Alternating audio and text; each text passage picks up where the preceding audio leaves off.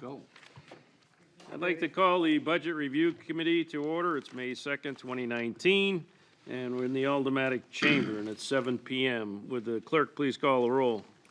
Alderman at Large Laurie Wilshire. Here. Alderman at Large Michael O'Brien is present. Alderman at Large Ben Clemens. Here. Alderman Jan Schmidt. Here. Alderman at Large David Tenza. Present. Alderwoman at Large Shoshana Kelly. Here. Our Chair Richard Dowd. Present. And we also have in attendance is Alderman Clee. Yep. Okay. First order of business is public comment. Is there anyone that'd like to? Public comment? No. None? Communications? There is none. Unfinished business? There is none. New business? There is none. Tabled in committee, that's going to stay tabled. We still haven't got anything back from the negotiators. Alderman O'Brien. Thank you, Mr. Chairman. I would like to make the motion to take from the table R-19-123 relative to the adoption of the fiscal year 2020 proposed budget for the City of Nashua General, Enterprise, and Special Revenue Funds. There will be a public hearing scheduled for May 16, 2019 at 7 p.m. at Nashua High School North Auditorium. Okay, this evening we're going to be discussing Department 152, the Fire Department. The revenue is on page 41, the appropriations on page 151. Chief, would you like to bring up as many as you'd like to have with you up here, or? Do you want to call the vote on the take it from the table? Oh, I'm sorry. Yes, so we got to vote on that. All in favor of taking it from the table, say aye. Aye. Opposed? All right, we're in shape here.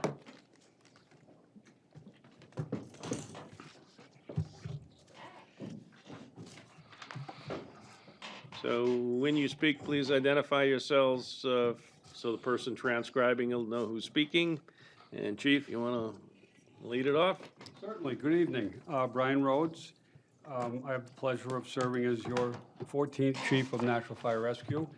This evening with me is Assistant Chief George Walker and Commissioner Kevin Burgess.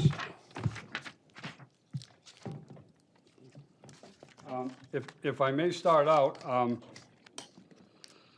we're not only here to look for appropriations, but I'd also like to thank the group for last year's appropriations and give you a little bit of an update as to what we presented last year and requested and what we've accomplished. Okay. So part of our goals for FY19 was to work with the IT department to purchase a new records management and CAD software system. I am happy to report to you that we are hopefully about a month away from implementation of that process. We're very excited about that because it should give us much greater capabilities to be able to give much better reports with actual data, which we've been really lacking in the past. We haven't had that ability. We came to this board last year and we described our need for a third dispatch position in our fire alarm office. That has been staffed the same for the trailing 40-plus years. I'm pleased to report April 1st, the 4 new dispatchers began working. So we're a couple weeks into that now, and things are going very well. So I can't just give you all the good. I got to give you some bad. Last year, we also asked, we spoke to the need of, so let me go back to 2006. When our department took a pretty drastic cut. We lost one assistant fire chief, we lost a fire alarm lineman, we lost a public education officer / fire investigator, and we lost 2 part-time employees who saved us a tremendous amount of money. And the biggest one where we're actually, and I'm not happy to report this, but it's the truth. We are doing a horrible job with risk reduction training in our city. We are doing a horrible job trying to keep up with, well, let me say this. We're not doing a horrible job.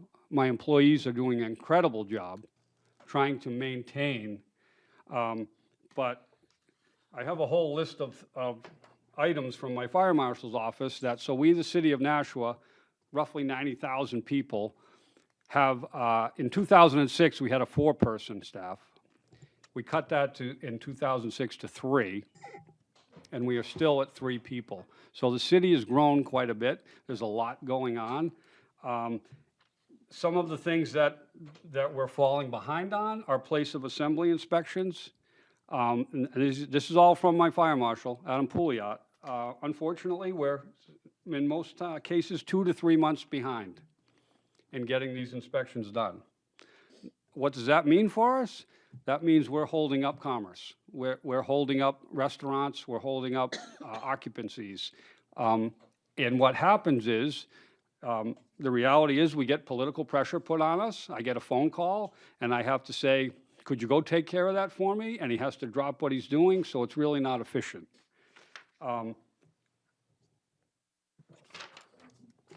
Some of the other things that we really have to do, they perform over 100 annual school inspections, 3 people.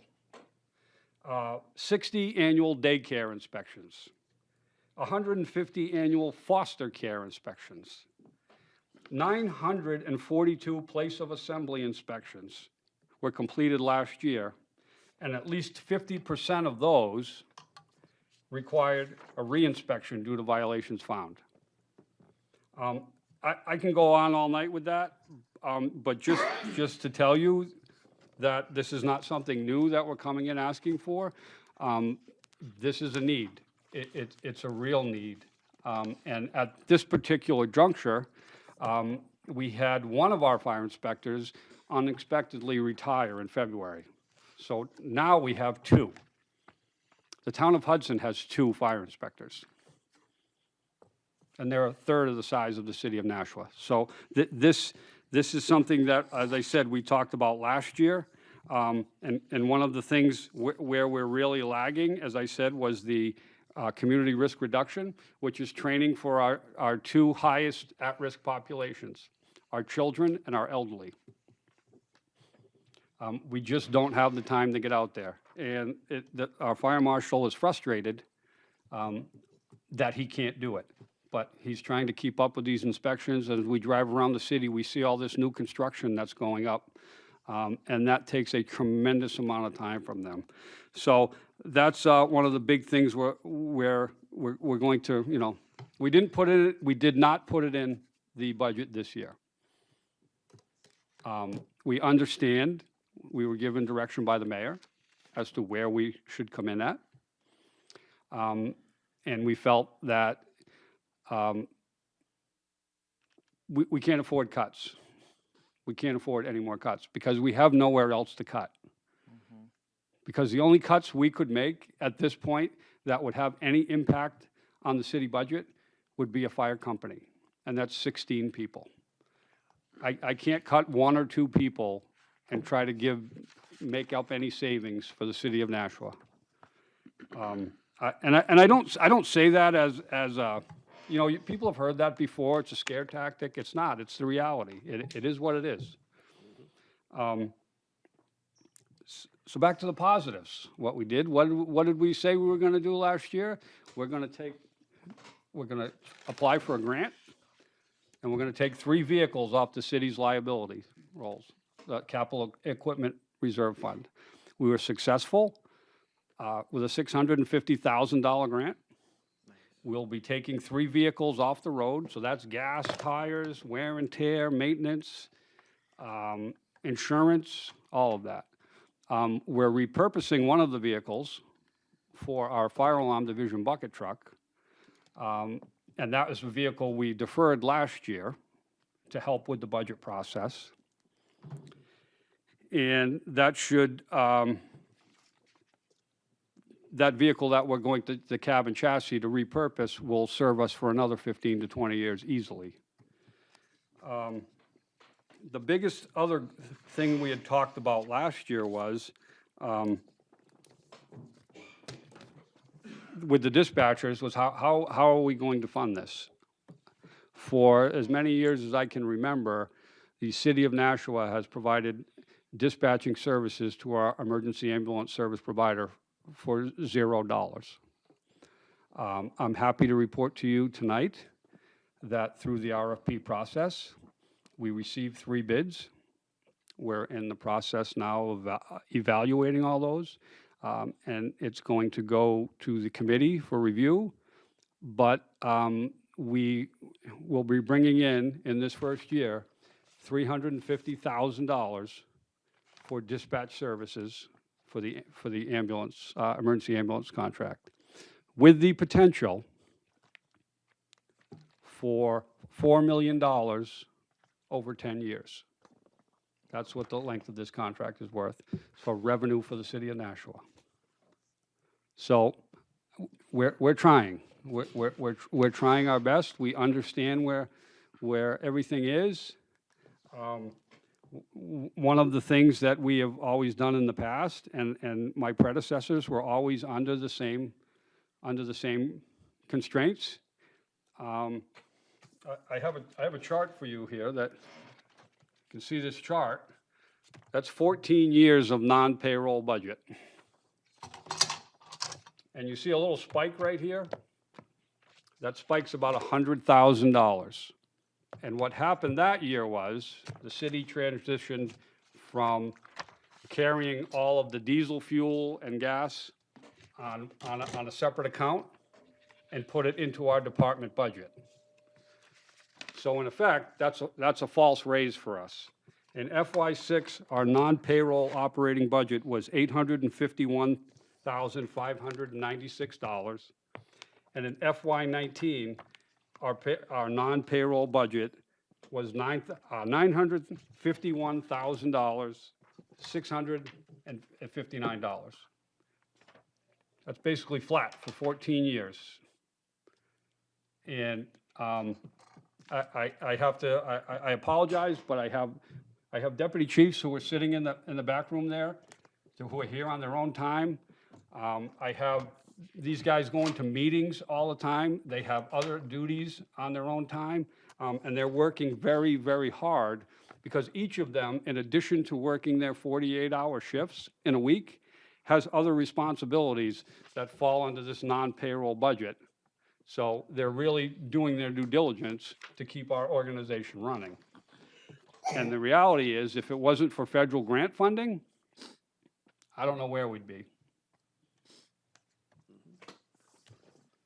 So again, we are very thankful for the support that we do receive from the city. We understand. We're trying to be good fiscal stewards of the city's money, but we're getting to a point here where we just can't. We're stealing from Peter to pay Paul, and we're just kicking this can down the road. So we totally understand, and we're going to try to do our level best for you, but that's kind of where we're at. Okay, just 2 things. I know you explained to me, but could you explain, especially for the people at home, the new vehicle that we're getting via the grant, and it's due within a month, I think? Could you explain what that vehicle does? And then Certainly. So currently, we have one vehicle that is a repurposed fire truck that is our air supply unit, which responds to all multiple alarm, greater alarm fires, technical rescues, and brings an extra supply of air to the scene for us. We have one vehicle that is a converted beverage delivery truck that we've had for over 20 years that carries equipment. We have one other grant-funded truck that acts as kind of like the command post for our special operations. And we're taking all of the components of those 3 vehicles and putting it into one. We were able to fit everything into one. Plus, we're able to take that vehicle that acts as the Special Operations Command, take that cab and chassis, put a new body and boom for our fire alarm division on that. And that's, right there, that's close to between $80,000 and $100,000 savings for the cab and chassis of that truck alone. Okay, great. And also, if you look at the bottom line of the appropriations budget, you see that $350K cut, but that's the $350K that you're getting from the contract that's being reapplied to your budget to cover, I guess particularly the salaries of your dispatchers for the coming years. So, but then there's another $150K on top of that. As I noticed that in your appropriations, you had several line items that are going up 5 or 10K. Is that negating all of those increases? So what that mayoral adjustment is last year, I think we had, we had a little misunderstanding internally as to what that actually meant. And I think that all came about from the discussions we were having for creating that third dispatch position. When we started out, it was we couldn't fund it for the entire year. And then we couldn't fund it for 3/4, and we couldn't fund it for a half, so we settled on a quarter. So we were of the belief that that was kind of just an accounting move to show that's where we should have been, but we weren't. So what kind of happened to us is, if you looked at our full-time employees for FY19, it showed 180. Well, in reality, we had 177 paid positions because we only funded that dispatch position for 3 months. So that equated to 1 salary. So that kind of put us behind the 8 ball. So that put us behind the 8 ball coming forward to this year, which goes up to the 150, that we can't continue that. We can't have to work backwards on day one from $150,000. That's we can work with you with that, but 150 is kind of a big number for us. So, just a moment for the clerk, if I may. Yes. Just for the record, we have been joined by new aldermen. Alderman Harriet Gathright has joined us at 7:09, and Alderwoman Lisa Goja has joined us at 7:13. Thank you. Okay. Did you want to ask a general question? 'Cause I Well, don't no, think he's just got more to. related to that particular point. Okay.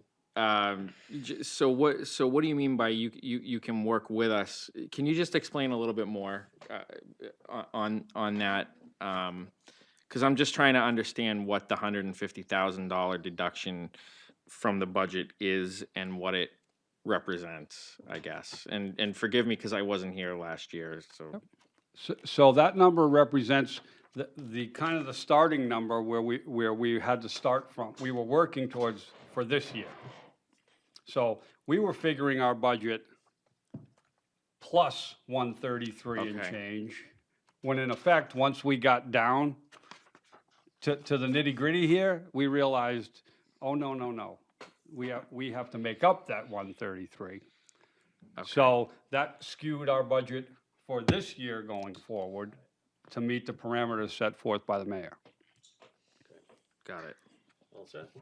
Yeah. Do you have additional items that you'd like to explain on either revenue or appropriations?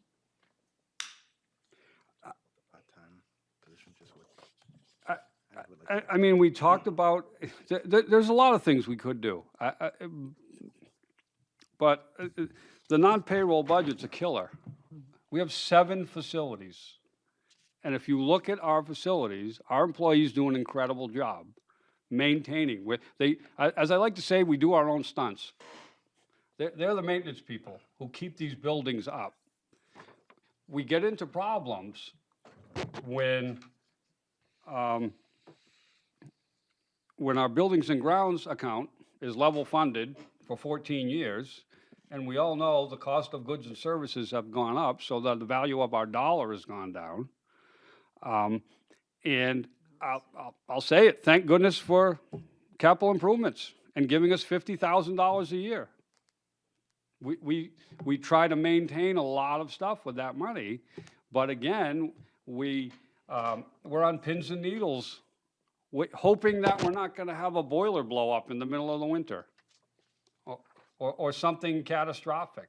So it's, the assistant chief is doing a fantastic job with trying to manage this. He's more of a facilities manager at times than an assistant fire chief.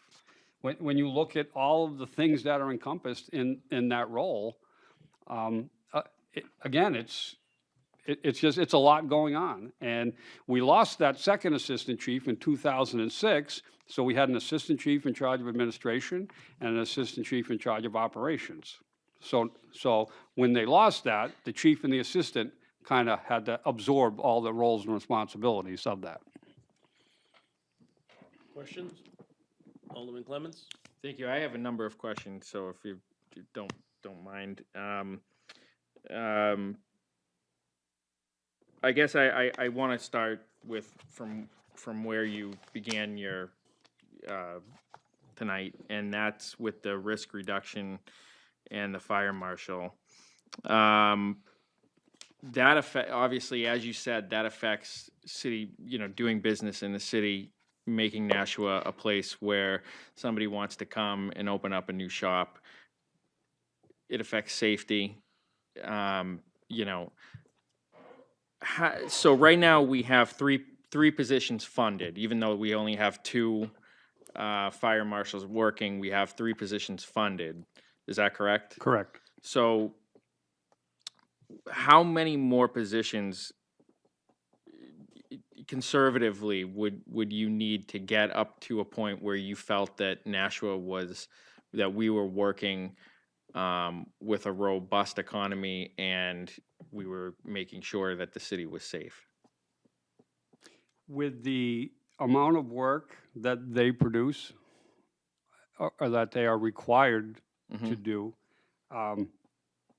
two conservatively would help that. And how much, dollar-wise, what would that amount be? I think the Assistant Chief George Walker, I think for those two positions, we're looking at around $70,000, $79,000 apiece. So 80. Once they were certified to that. So 160 investigation level. roughly? My second question is relating to the dispatchers and the money that you're getting from that contract. My question there is there anything statutory in that that directs that money to a particular fund, or how is that? Because that's funding those positions, I assume, right? That money, I'm sorry, Brian Rhodes, no, that money is not specific to any person or position. It's generic. It is Okay. for dispatch services and access to our data infrastructure, our CAD and stuff like that. So, but I understand from what I understand, the $350,000 cut was supposed to, and correct me if I'm wrong, but the $350,000 across the board cut on the bottom of this was supposed to be made up with that money. Is that correct, or? I believe that's why it's there, yes. Okay. Yeah. I guess my question is this, so, and you may not know the answer, and that's fine. Is that money that's coming in from that contract going just to the general fund, or is there a special revenue account that it goes to? It's going to go to this budget. Special revenue account was being created by the Financial Services Department for Okay. this. I think we need to make sure we're on that to get that legislation in there, because what I foresee happening here is, what I don't want to see happen is for us to get that money and have it just go to the general fund. I want it to be purposed to your department so that if there is extra revenue, right? So if we pay the salaries and for some reason, like you said, there's a surplus there, you can repurpose it for whatever the needs may be at the time. And that's what I personally would like to see happen with that. So maybe we can work on that separately outside of this, because I think it's important that that money stay in the fire department. So I've talked to the mayor, and that's their intent. That's great. My third question has to do with fire times. What and I'll just say, I had a friend who had a fire this year, and you guys got there, right away. Amazing job. You saved half the house. They were able to rebuild. They're in the process of rebuilding. You saved their pets, which we have a top-notch fire department. You guys do a tremendous job. And obviously, you were able to get there and save that structure, which saved them money on being able to rebuild the house. So my question is, what is your average response time, and how does this budget affect that? I don't have that information with me. I can Okay. get that for you. But what I can tell you is, one of the things that we need to look at as a community is, currently, we're working off a 33-year-old management study of the fire department Okay, that 33 years ago said we needed 2 more fire stations in the city of Nashua. So 33 years ago, we were probably doing about 2,000 emergency calls a year. okay, We're doing 14 to 15,000 calls a year.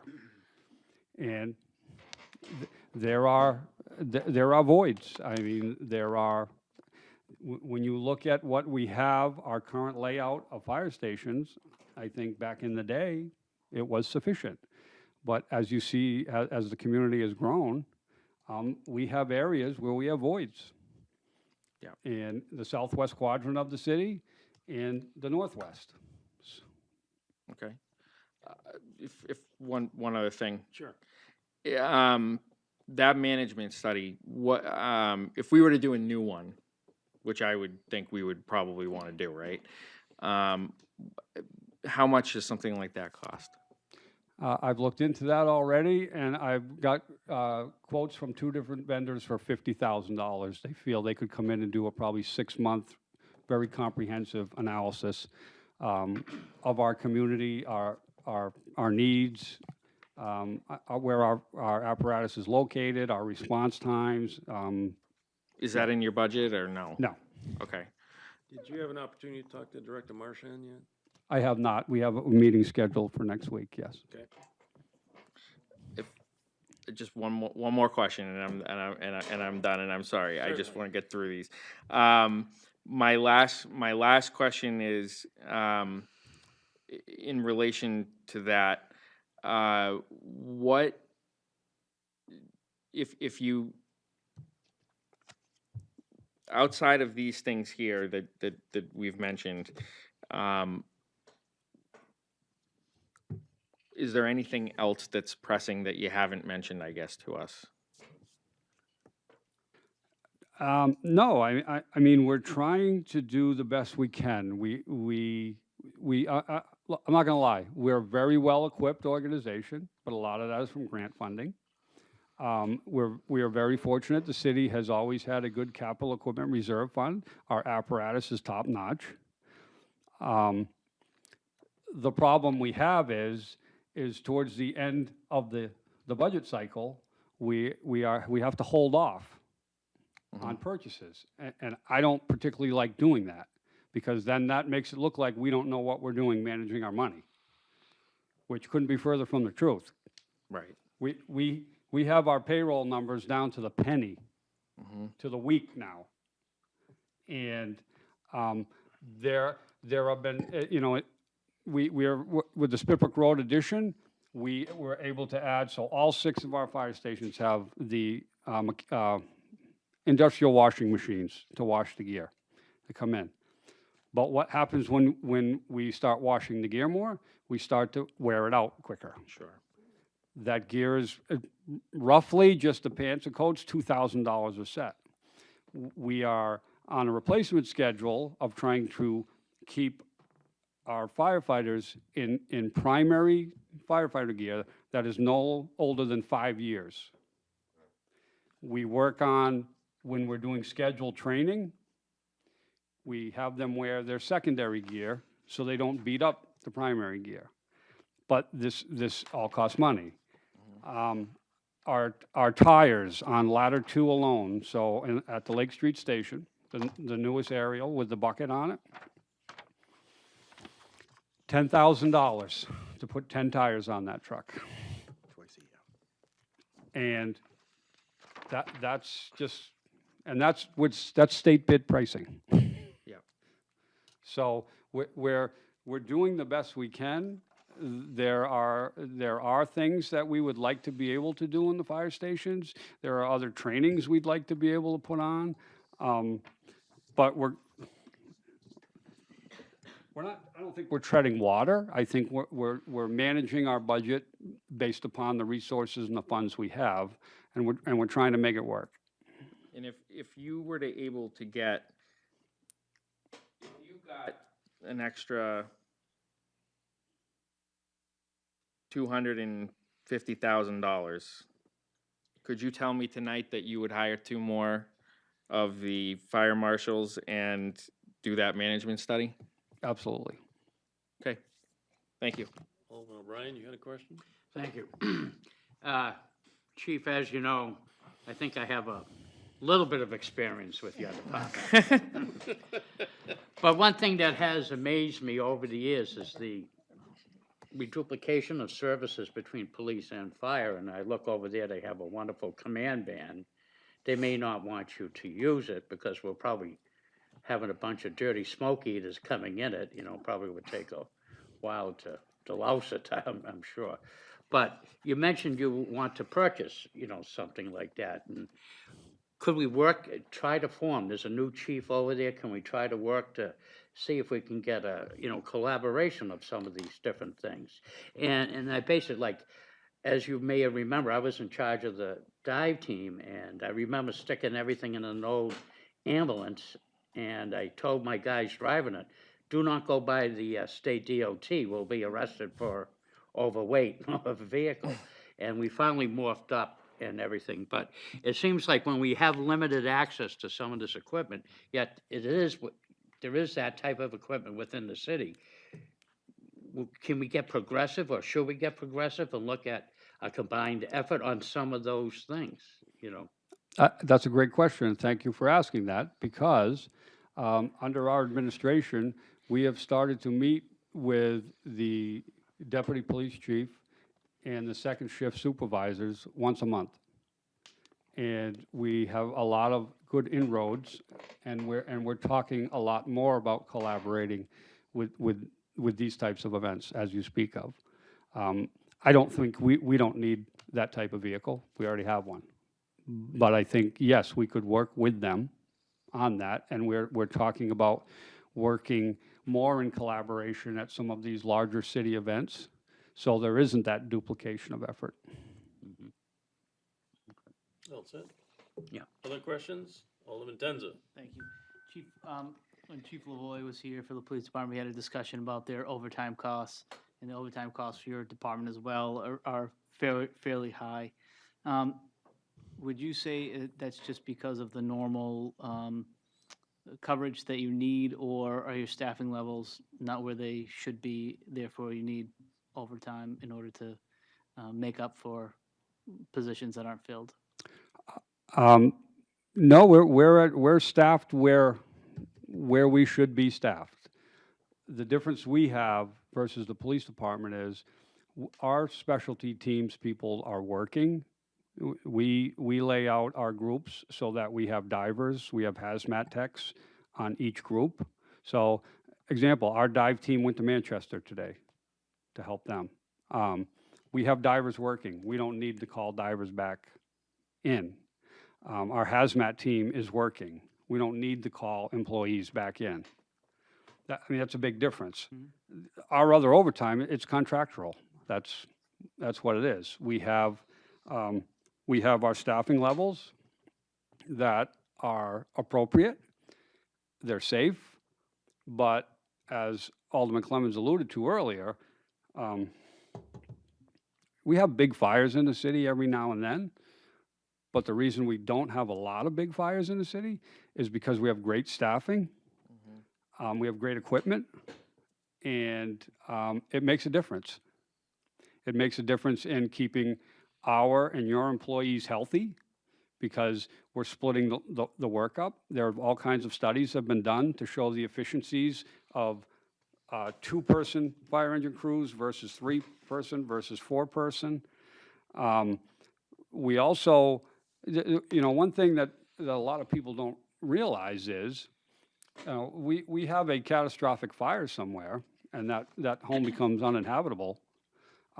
Those people, they've suffered quite a bit already, but they can file for an abatement on their taxes. So that's not money coming into the city then.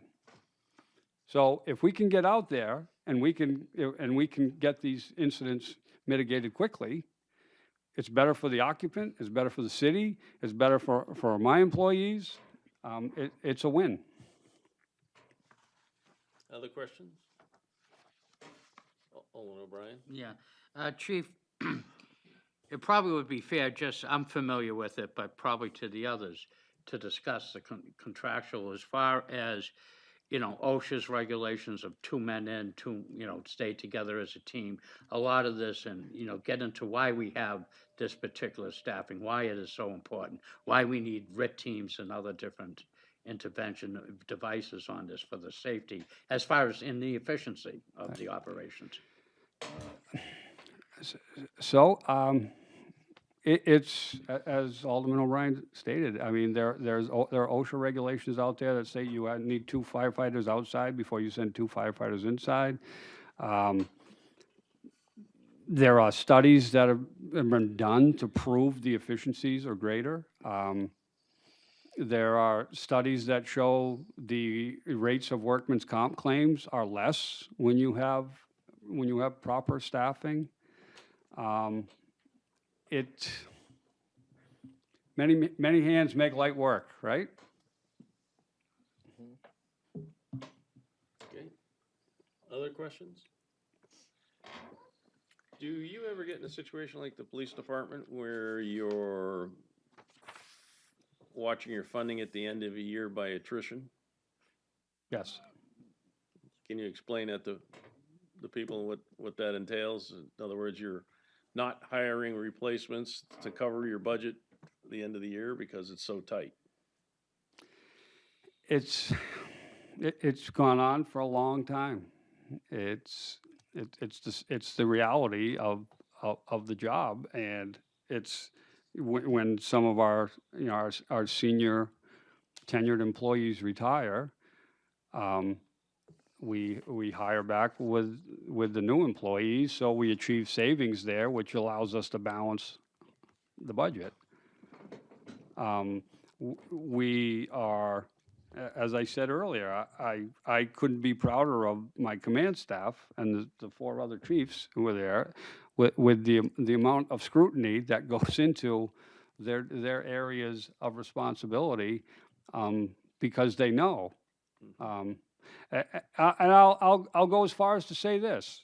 So in this budget, we have seven facilities that need to be cleaned. You need cleaning supplies. As mundane as it is, you need toilet paper, you need paper towels, you need Simple Green.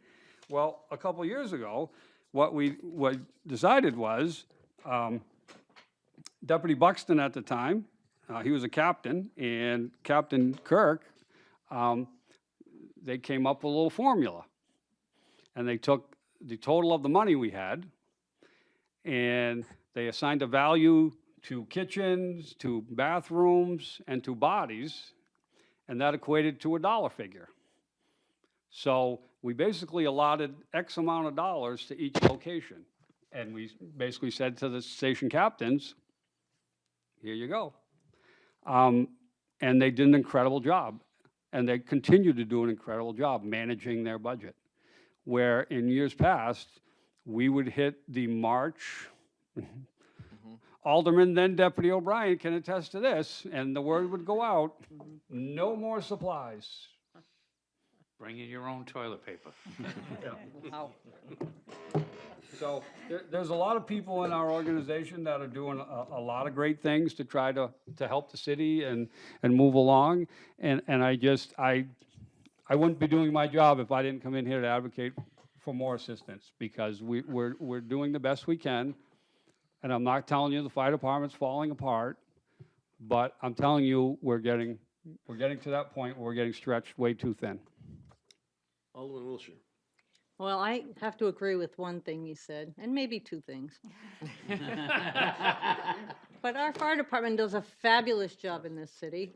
Everyone works hard. They top-notch, really a top-notch organization you have. Thank you. You bet. The two positions, can you tell me a little bit more about what those they would be for dispatch, not for dispatch, but for fire marshal? So, right now, the one that is one of the positions that is open is called Public Education / Inspector. And what that person was tasked with was primarily doing all the pub ed in our schools for our school-age children instead of 1 month a year, Fire Prevention Month. They were tasked with doing the training for our elderly population, our seniors.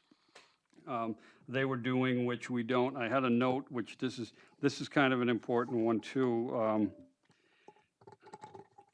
I do know the fire marshal told me one of the things, or some of the big things that they used to be able to do were, and this is with the business community, they could assist with conducting fire egress drills. We don't have the staff to do that now. They would meet with the staff to discuss fire safety in the workplace. They no longer do that. We used to provide fire extinguisher training for companies at no additional cost.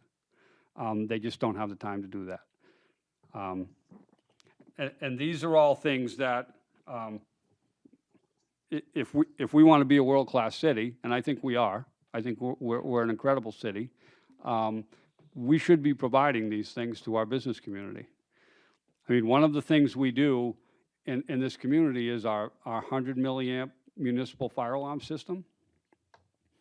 It protects over 1.6 billion, with a B, dollars of assessed real estate in the city of Nashua, at no additional cost to any of those property owners other than the initial hookup. It's paid for with their taxes. And we do this on a maintenance budget of about $40,000 a year. We maintain this. There are close to 900 fire alarm boxes in the city of Nashua. And that system has been around for hundreds of years. And the beauty of that system, it's called a redundant system. So if a line should break and the travel of path was to the right, the travel of path now switches to the left. So it always works. And our two people, and that's another person we lost back in '06, was the fire alarm lineman. That was his primary job, was to help maintain that system. So now, unfortunately, what we have our high-end manager and his assistant who are doing all that work. So it's not work that I can say don't do it. It's important, but then we have somewhat of a void there with his job, so. Thank you. Alderman O'Brien. Yes, Chief, we heard testimony from the police department. We're very fortunate in the city. We have like the Great American Downtown, which hosts great events such as the Holiday Stroll and everything else. And we heard some testimony to re-echo back from the police department, and it's tough to budget for that and trying to put out different things. So if we were to get these two fire marshals, would they help alleviate some of your stress points of hiring people back for these special events that the city does host from time to time? And would they be an asset? Well, our fire marshal's office are the ones who are responsible for supervising and inspecting any of the fireworks that go on in the city. So the 4th of July, we always have a fire marshal there with the police bomb techs. Every night at the Silver Nights are there with fireworks. Our people have to be there. The downtown stroll, our fire marshal's office, who they're responsible for compliance and safety, they're out walking Main Street, making sure the vendors are all safe, to keep the public safe. They're checking occupancy in all those restaurants. And again, it's a lot of work for 3 people. Right. It's a lot. And I guess to answer your question, no, we don't have additional money Right. we don't have special funding that takes care of that. Follow up if I may, but Yes. other events that come to the top of my head is like the night before the football game, when everybody comes back to homecomings, and I know it has been your tradition within your department to hire back extra fire marshals, particularly to watch out. I mean, we don't want something like that happen in Rhode Island to happen in this particular community where you have overcrowding, and although you're not trying to limit the fun, but what you're trying to do is ensure the safety of the public, and so you need the extra manpower, you know. That's, I spoke at Rotary the other day, and when I explained the fire marshal's office, I said, no, they're not the fun police. No, they're there to keep everyone safe. That's their job, and they do a great job working with our business community, not against. Yeah. Other questions? So the person you lost to retirement, do you have the funds in the budget to rehire someone for that? We're in the process now, yeah, Okay. we're in the contractual wanted to process clarify of that. filling that, yes. The other question that, in a discussion I had last night with someone at that event, to be sure that you have money in the budget to cover the renegotiation of your fireman's contract this year? We've talked to the mayor's office about it, and they basically said, you know, just work on what you have to work on, and we'll discuss it when we get there. So, which leads me to believe, yes, there is some funding that they have put aside, and I have not been privy to that at this point. Okay. The other thing is the couple of the groups that came in here, more particularly the Board of Public Works, said that there was a 15% increase in repair parts for all their equipment. Did you take that into account in your repair budget?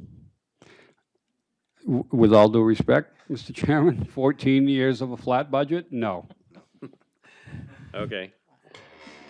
One more question, Alderman Roy? Yes. Chief, just as a comment though, but just say with Alderman Dowd, I do see in building maintenance and grounds, you did go up an additional $10,000, and that would include people don't think of, but stuff like snow blowers or lawn mowers and the other things.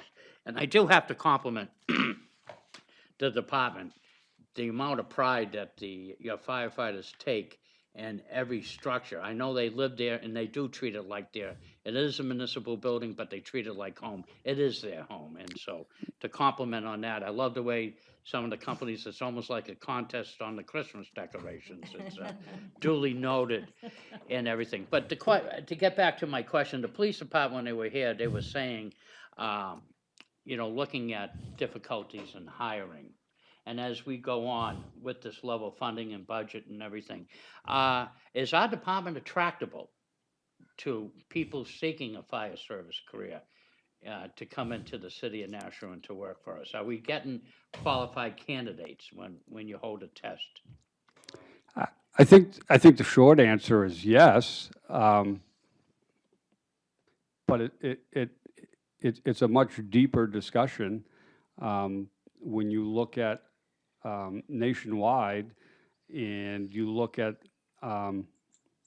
well, think back to when you tested for the city of Nashua. I don't know, but I know when I tested, and Chief Walker and Chief Kerrigan, there were over 600 applicants. Right. The last time we offered positions, we had 33. So part of that is the the Chiefs Association, Fire Chiefs Association of New Hampshire, we created a committee to try to figure out what's going on, because this is a problem nationwide. But the problem is, it's more so of volunteer services, of recruitment and retainment. But you have a lot of today's workforce that maybe doesn't want to work the type of schedule we work. And the pace of advancement isn't quick enough for them. So I think we have seen a downturn. And I can't speak for the police, but just seeing how the police are under attack every day throughout our country and the world, that's why no one wants to be a police officer. And I think part of that has also come to the fire service. So we are looking, and I've instructed our training officer, who kind of handles all that, we have to expand our footprint. We have to start advertising regionally, nationally. We have to do something. But I think, to answer your question, and I've had this conversation with many fire chiefs in the state, and I like to say that, it's not a nice way to put it, but Nashua is a taker. We take everybody else's employees. We don't give up. So, in some respects, that's not fair to them, because they're having the same problems we're having, but we're hiring their people who are already certified, they're already trained, and they've spent a lot of time, energy, and effort hiring new employees, because we all know that's a lot of money to hire a new employee. But it's not like we go out and recruit them. So I can at least sleep at night when I talk to the other chiefs and say, sorry, we're not doing that. It's an open hiring process. So, one other thing, a conversation that we had when I visited with you guys, and in association with that study, the amount of new building that's gone on, particularly in the southeast, southwest quadrant of the city, and the fact that we might be building a new school down there with 800 students, it is a good possibility in the not-too-distant future we'll need another station down in that area. And adding a station adds significant number of personnel to your requirements. So, we need to start looking at your budget so that when that happens, it's not like a huge spike. You Agreed. can build to it, and once it's decided to build a station and where it's going to go, that you have people ready to man it as soon as it opens. So I think that's part of something that needs to be looked at in that study. Alderman Wilshire. I agree. I was going to mention the study. I'd like to see that study done sooner rather than later. I mean, it's $50,000, and hopefully we can find that somewhere to get that going, because a 33-year-old study doesn't really serve us well. No. Doesn't. Thank you. Alderman O'Brien, then Yeah, and Alderman a follow-up Clements. on that. The name of it, if my memory serves me right, it was the Hay Study. And unfortunately, because of the level funding, this is just a little comment on it. Not much of it was really implemented, but it was a comprehensive study from what I remember. It looked at the station, the total infrastructure itself. It looked at even the furnishings, the living conditions, the other type of things, and as well as the general protection area. And I agree, Madam President, that 30 years old is 33 years old. That's old of a study, and to rely on that, I think we need to probably take a step forward to look at that again. Yeah.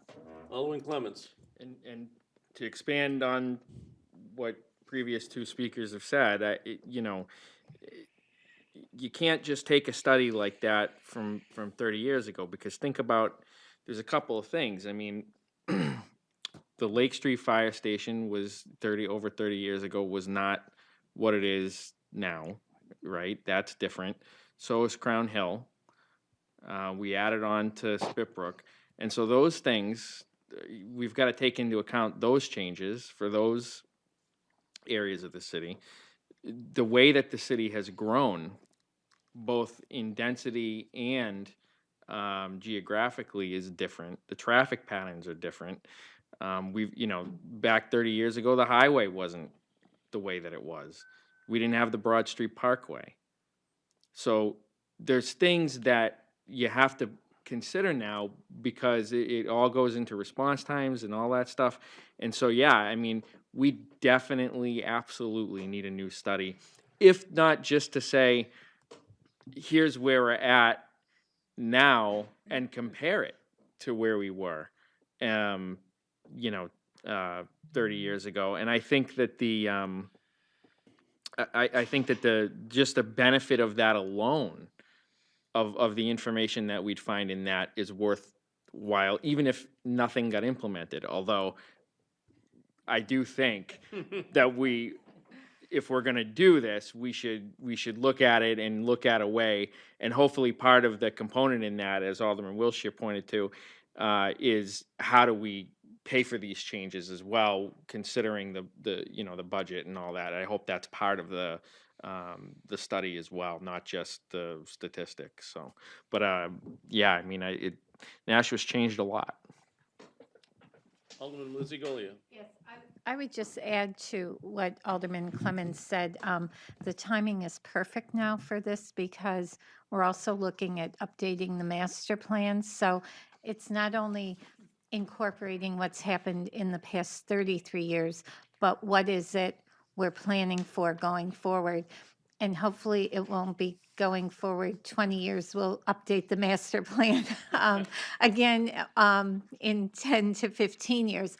But there have been so many changes, and just the old mill buildings that have now become residential downtown. I mean, I think some of us who were sitting here 10 years ago were like, God, we'd like that to happen. And then it happened in the blink of an eye. So I think that looking at what the master plan is hoping will happen also going forward is going to be a very important part of that study, to make it really be useful in projecting out where our needs need to be focused and where our priorities need to be focused. So I'm happy to hear you're meeting with Director Marchand. And also just all of the things that are going on along the riverfront, and attracting more people into the city and more events, as you've spoken this evening about your role and all of what goes on in the city. I don't think people realize that you're in and out of events, looking at what the occupancy rate is. You're looking to make sure Main Street's safe from fire hazards during the stroll when we have all these food vendors there and all of the power. So I hope the public who's listening has gotten a broader view of what our fire department does besides responding to fires and being called out when there's an accident, because just knowing that our guys are out there maintaining their buildings and maintaining their lawns and keeping those facilities looking the way they do. And I think both Alderman O'Brien and Alderman Dowd mentioned those stations are their homes. And if for no other reason, we need to make sure they're well maintained. So I hope the public has come to appreciate, just listening to you this evening, all of the things we ask our firemen to do, as well as how amazing you are in managing your resources. When I sit at your meetings and listen to how you're budgeting and repurposing and being resourceful in what you do and who has skills to do whatever, it's just amazing. So I commend you and your department. Alderman O'Brien. Yes, couple of things referring, Chief, you're probably familiar with this book. And I misquoted, it's unfortunately has the priority, this for the public, this is the capital improvements program for the city. And I remember reading it, and I went back, unfortunately got a B5 rating, but that is your National Fire Rescue is working on the 1986 Fire Pro study, which is now almost 32 years old. at the time of this writing.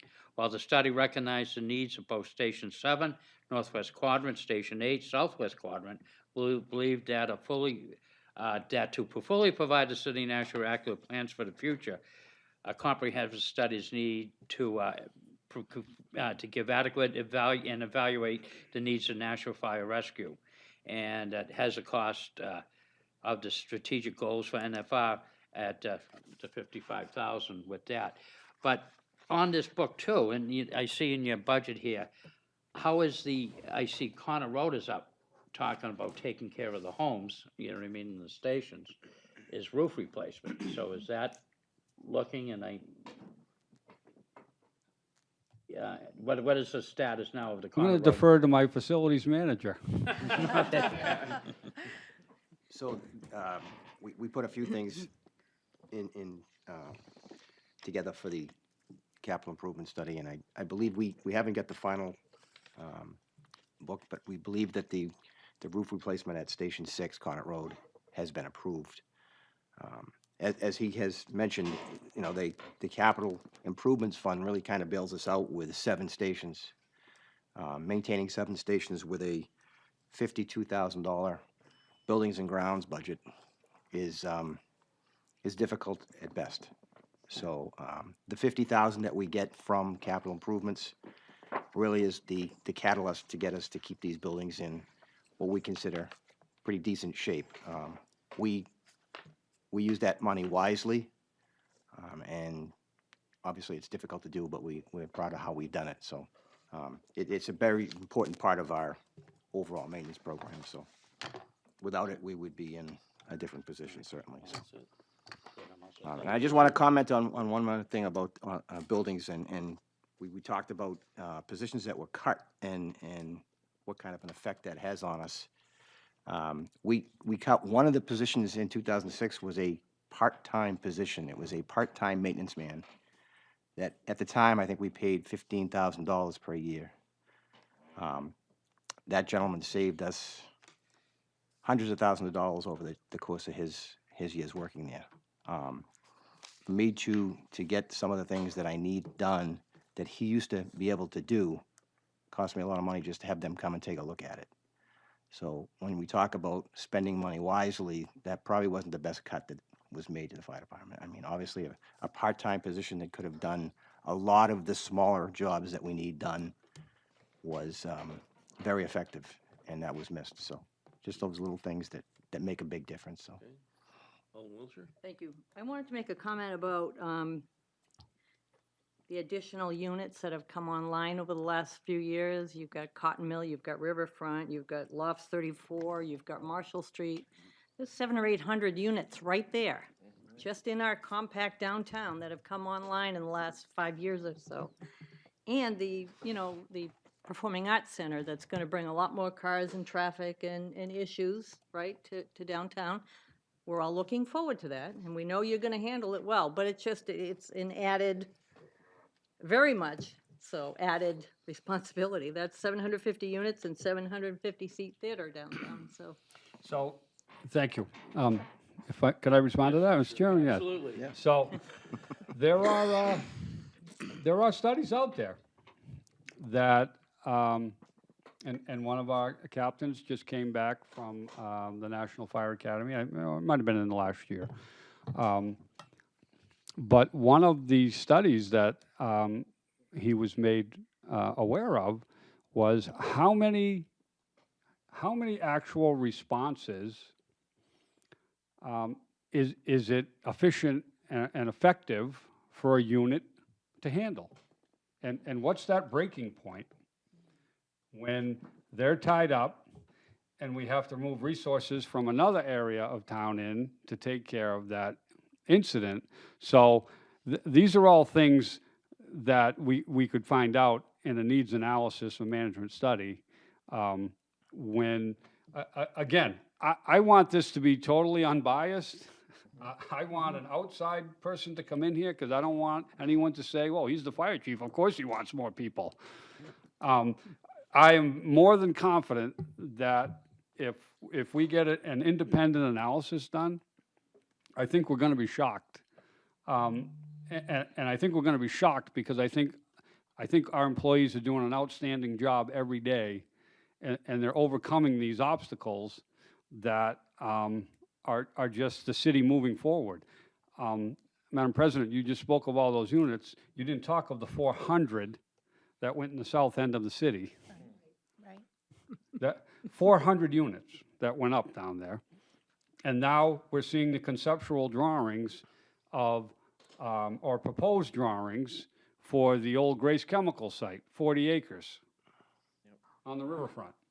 What's that gonna do for us? We're seeing potential for, if we ever get the Mohawk Tannery site cleaned up. How many units are gonna go there? There's a potential for Baldwin Street, between Baldwin Street and Fairmount. Another 2 or 3 buildings like are going up right across from fire headquarters. So, you know, I've talked to people in the community and they say, oh, this is nothing like the 90s. And I'm saying, yeah, you're right, the 80s, it isn't anything like the 80s. We're not building single-family homes anymore. We're putting up monstrous, lightweight wood frame apartment buildings out of platform construction. That's what we're doing. And they're throwing them up like Legos. And all I'm doing is, again, I'm not doing my job if I'm not telling you, explaining to you that if I can, as an organization, handle this, or I can't. Because if I can't, it'll be readily apparent. And I'd rather have a conversation here with you now instead of a bunch of TV cameras. Alderman Wiltshire? There must be national standards for staffing versus your geographical area and your density. Are there national standards for that, or? Well, I think there's recommendations for that, but Okay. at the end of the day, it all comes down to the elected body as to how much fire protection and emergency services can you afford and do you want to pay for? Well, And I want to pay for what I need. I mean, if I need 2 more firehouses, that's what I want to pay for. I mean, I'm not saying we're going to go throw them up today, but if that's what this study comes out and says, I think we need to work on that. I mean, we owe it to the people of this city. Okay, Alderman Clements, then Alderman Lizzie Golian. Yeah, I just want to say, for the record, though, given all of the things that, you know, the pressures that we have here in the city, it is an absolute testament to you and prior chiefs, of how well and how great the department is, and how it must be one of the best places to work for when you're attracting people from other areas of the state and you're not even actively recruiting them. That is a testament to you, and you should be really, really, really proud. So, just wanted to say that. Alderman Lizzie Golian, then Yes. Alderman Clee. I would just add to the comments about the building that's going on, and certainly it's not only in the southern part of the city, but sprinkled across other light industrial areas. We have people moving in who are doing on a very small scale. And I know, for example, out on Bud Way in some of those units, people are doing things where they're handling materials and chemicals that we never had there before. Those places were office spaces. And so we've got these little pockets that I think, unless you know someone who's starting a business, or you happen to go out there and go, oh, what's this? You're not even aware of what's going on and how that impacts the needs to equip our fire department, and what our guys and women are encountering when they go out. So, you know, certainly at Gateway Hills, we used to have one company occupying one building, and now we certainly have one management for that building, but we have many different entities within there, and they're all doing different things. And so that brings a totally different game to the table in terms of what you're engaging with out there if there's a fire. But again, I think as we develop and we become a place where people are doing innovative things and starting their own businesses, that impacts what challenges we have if there is a fire. Alderman Clee? Yes, thank you. I too want to kind of echo some of the things that I've seen happening in the 30-plus years that I've been living here. And we do have a lot of new buildings, new hotels. When you look at Amherst Street, when I first moved there, that was a big giant soccer field and all the things that have come in and so on. So there's been much growth throughout the city. But at the same time, we still have a lot of old structures. You know, when you think about the Tree Street areas and so on. And that's got to create a challenge for you. We have a lot of, when I first got here, the plots where people would build were a little bit bigger than they are now. Now we're putting them on much smaller acreage and putting them closer. I just look at the 4 houses that went up real quickly on Manchester Street and the other ones that they're talking about and so on. That must kind of create more of an issue for you when you have closer homes and some of the old wiring and trying to get in there. So you guys do a phenomenal job, and I really want to thank you for that. Just a couple thing, wrap-up thing, notes I had.